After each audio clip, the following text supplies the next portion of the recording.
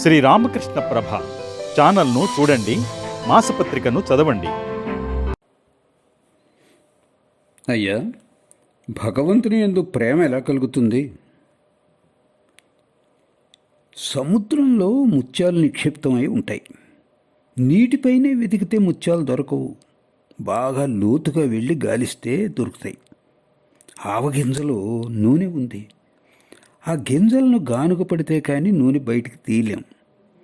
భగవంతుని ప్రేమ పొందటానికి ఆధ్యాత్మిక శిక్షణ అవసరం. ఠాగూర్, ఎవరైనా భగవంతుణ్ణి పూర్తిగా తెలుసుకోగలరా?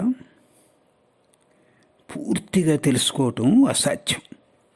ఒక చీమ పంచదార కొండ వద్దకు వెళ్ళింది. దానికి 2 గణాలు చాలు. నదిలో నీరు చాలా ఉంటుంది. మనం తీసుకుని వెళ్ళిన పాత్రలో పెట్టినంత నీరే తెచ్చుకుంటాం. భగవంతుని పూర్తి తత్వంతో మనకేం పని?